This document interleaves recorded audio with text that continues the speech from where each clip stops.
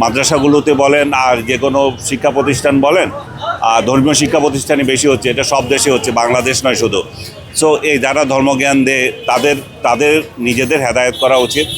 তারা প্রত্যেকটা মাদ্রাসাতে, প্রত্যেকটা মসজিদে এটা নিয়ে বক্তৃতা দেওয়া উচিত হুজুরদের। কারণ হুজুরদের নিজের আত্মশুদ্ধি যদি না হয় তাহলে আমরা কেউ ঠিক করতে পারবো না। কারণ এই যে ছেলেগুলো, যে মেয়েগুলো এখানে নির্যাতিত হয়, এরা বেশিরভাগই গরিব ফ্যামিলি থেকে যায়। তারা ওইখানে শিক্ষা গ্রহণের মাধ্যমে খাদ্যের নিশ্চয়তাও পায়। সো তাদের মা বাবার এমন কোনো সামর্থ্য নাই যে এটা প্রতিরোধ করা। এটা সামাজিক আন্দোলন না হলে এটা কোনোভাবেই প্রতিরোধ করা যাবে না। এবং ধর্ষণ সহ যত কথাই বলি, এই সামাজিক আন্দোলন ছাড়া এটার কোনো প্রতিকার নাই। কারণ এর সাজা কিন্তু কঠিন দেওয়া আছে অলরেডি। তো কঠিন সাজা দেওয়ার পরেও কেন এটা চলতেছে, তার মানে হচ্ছে যে এটা সমাজ সচেতন নয়। আমরা নিজেরা নিজেদের শিশুদেরকে রক্ষা কিভাবে করব আমরা সেটা জানি না। আমরা অন্যকে বিশ্বাস করছি, আমরা শিক্ষকদের বিশ্বাস করছি, এবং বিশ্বাস করা স্বাভাবিক।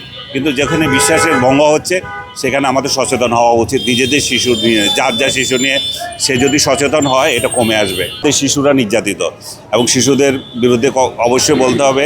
আমাদের সমস্যা হচ্ছে যে আমরা প্রাপ্তবয়স্ক লোকদের সম্পর্ক নিয়ে এত বেশি মাথা ঘামাই, কিন্তু আমাদের শিশুরা যারা এই সম্পর্কে কিছুই জানে না, যারা যৌনতা সম্পর্কে একেবারেই অভিজ্ঞ, তাদেরকে আমরা উত্ত্যক্ত করছি, এবং দিনের পর দিন এটা চলে আসছে। বাংলাদেশের শিশুরা যদি এভাবে নির্যাতনের শিকার হয় তাহলে আমরা আগামী প্রজন্মের কাছে কি শিক্ষা আমরা দেখে যাচ্ছি, কোন বাংলাদেশ রেখে যাচ্ছি, যেখানে সর্বোচ্চ সাজা রাষ্ট্র নিশ্চিত করার পরও এটা হচ্ছে। এবং একই কথা আমি বলবো, আমাদের নিজস্ব সচেতনতা দরকার।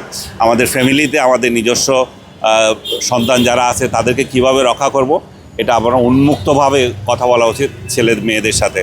এবং যেটা আগেও বললাম, ছেলে শিশু মেয়ে শিশু সবাইকে এক করে দেখতে হবে।